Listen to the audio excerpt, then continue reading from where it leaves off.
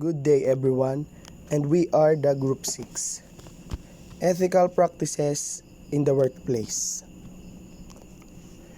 Ethics in the workplace is defined as the moral code that guides the behavior of employees with respect to what is right and wrong in regard to conduct and decision making. First is compliance with company rules and regulations. Ano ba yung mga rules and regulations? These are set of guidelines na ipinatutupad ng isang organization for different reasons gaya ng safetyness, comfortability, security, and so on. Without questions, every employee should understand and follow such rules or policies to perform their task or duty correctly. Kasi in reality, although alam natin ang tama at mali, at gusto natin gumawa ng tama, may instance na nahihirapan tayo maybe because hindi enough yung knowledge at self-awareness natin. Unless may rules or procedure tayo na sinusunod. Some examples are the dress code or personal appearance policy. Halimbawa dito sa atin, we are required to wear our OJT uniforms, or if not, business or formal attires, black shoes with heels, and baknay for the girls. Since nasa hospitality industry tayo, this will make us look neat and presentable. Sa kitchen naman, we should wear our personal protective equipment or yung PPE, which includes apron, hairnet, chef gown, and mask para maiwasan yung contamination or injuries habang nagpe-prepare tayo ng food. Kung hindi natin to susundin, it would be chaos, magulo, hindi organized, and puro mali lang yung mangyayari. Next is being honest at all times. Honesty means being clear and open. Sa workplace, bakit ba mahalaga na maging honest tayo? It's because honesty builds trust, loyalty, responsibility, and sincerity. Kung gusto mo ng long-term success sa trabaho, you should be honest as always from the very beginning, starting from your interview. Remember, first impressions make a big impact. Dapat lahat ng info na nakalagay sa resume mo, skills man yan or experiences, dapat tama at totoo kasi baka magka-problema ka in the long run. Like, kung nakalagay sa skills mo na expert ka sa baking tapos di ka naman pala talaga nagbe-bake, magkaka-problema ka. Or kung nagtatrabaho ka na at nakagawa ka ng mali, let's say nakabasag ka ng plates or baso, anong gagawin mo? Aaminin mo ba or itatago? Kasi pag sinabi mo, of course, ma-disappoint yung boss mo, mapapagalitan ka. Hindi natin may iwasan yan kasi as humans, madalas pinipili natin yung way na hindi tayo masyadong nagsasuffer sa mga consequences ng nagawa natin, which is wrong kasi dinadagdagan lang natin yung mali. Hindi tayo nag-i-improve or worse, maaaring may ibang mag-suffer sa kasalanan natin. So instead na itago, much better maging honest na lang tayo since tao lang tayo Mapagsabihan ka man or mapagalitan, it's okay since doon tayo mag-grow at mag-i-improve. Next is communicating effectively and diplomatically. In hospitality management, it is crucial for maintaining positive guest experience and managing staff efficiently. And it involves active listening, clear verbal and nonverbal, empathy, conflict resolution, cultural sensitivity, feedback, team communication, courtesy and politeness, adaptability and confidentiality in hospitality.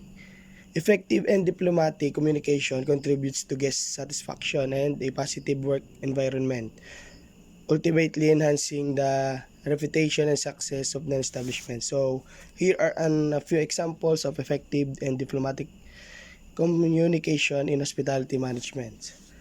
So, first is dealing with a complaint from a guest, providing performance feedback to an employee, handling a cultural misunderstanding, and internal team communication. And this example demonstrates how effective and diplomatic communication in hospitality management can address issues, provide feedback, resolve misunderstanding, and foster teamwork while maintaining a positive and respectful tone. Upholding professionalism and high standard at work. Professionalism is a person's ability, competence, and behavior in particular profession. It aims for higher standards and remarkable performance and better connection with clients and coworkers. Your professionalism encompasses by the way you carry yourself, your attitude, and the ways you communicate with others. Being professional can ensure a positive first impression, successful interpersonal relationship, and lasting reputation within your organization and industry. Professional workplace behavior is necessary for the long-term success of a business, whether it is a big corporation or small business. Employee interaction and relationship with customer are of vital importance to ensure that company goals and objectives are met.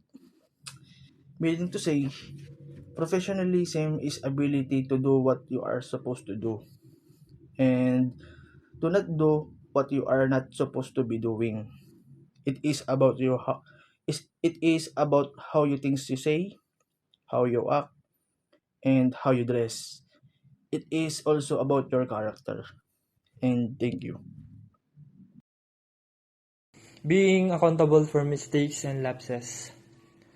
Accountability is an essential trait in both personal and professional setting.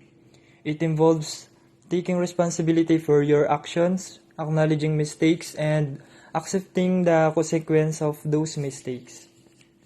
Ang taking accountability for mistakes and lapses is a crucial aspect of personal and professional growth. It involves acknowledging error, taking responsibility, and working towards resolution or improvement. This practice fosters a culture of honesty, integrity, and continuous learning. It not only builds trust and credibility but also provides opportunities for individuals to learn from their experience and make positive change. Embracing accountability contributes to a more resilient and adaptive mindset, essential for navigating challenges and achieving long-term success. Let's proceed for upholding trust and fostering teamwork, cooperation, or camaraderie. First, trust. It is really important to build trust in a workplace, especially the relationship with the employer, co-employee, and also with our beloved customer. Because the reason why we are hired ay dahil nagtiwala si employer that we are perfectly fit to perform the job. At nagtiwala sila sa skills and knowledge that we have. And when it comes to trust with the guest or customer ay napakahalaga. Dahil kung malaki ang tiwala nila sa atin, especially when we are in hospitality industry, panigurado at sigurado na babalik-balikan at mas tatangkilikin nila yung work of service na meron tayo. Because our goals is to build trust with the guests and fulfill their needs to meet their expectation to satisfaction. The next one are fostering teamwork and cooperation. Napakahalaga na magkaroon tayo ng teamwork sa trabaho because having teamwork will help us to easily complete and perform our job. And when we talk about cooperation in a workplace, cooperation with all our co-employee will help us to determine our strengths and weaknesses because it is really important for us to have a collaboration, connection, and communication with them to know their thoughts and ideas. At para alam natin yung mga bagay-bagay na dapat isaalang-alang at alamin natin yung limitasyon na meron tayo sa trabaho. Because in that way, it will help us to grow and develop ourselves sa industriya na tinatahak natin. To respect colleagues at all levels.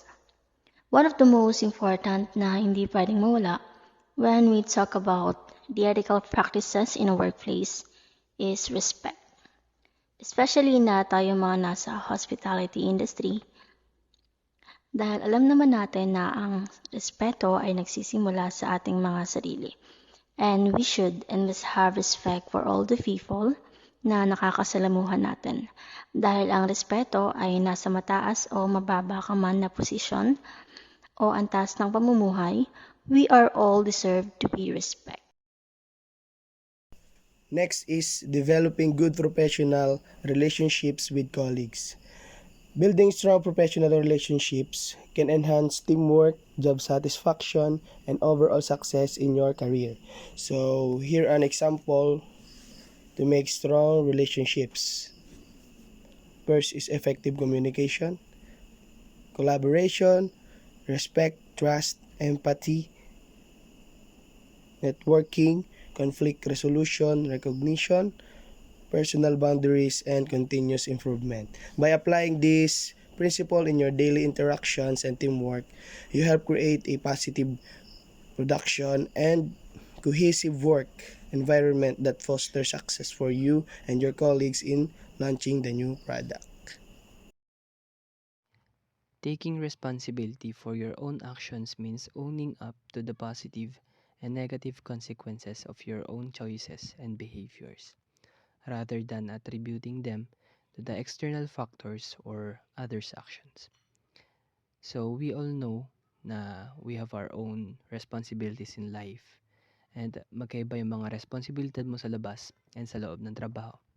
Maaring less responsible ka sa sarili mong mga responsibilidad kasi wala namang maapekto ang ibang tao, pero iba dapat sa loob ng trabaho kasi yung responsibilidad mo or sa isang specific task or job na inaatang sa iyo is maaring ika-improve ng workplace nyo or maaaring ika-improve ng inyong company or business or maaari ding ikabagsak kapag nagkamali ka or ikalugi ng company nyo. Observing safety, security, and sanitation in the workplace. Workplace safety is very important for each and every employee in the industry because all the workers desire to work in a safe and protected atmosphere. Maintaining a clean work environment is critical in preventing any problem in a workplace. This is easy to understand.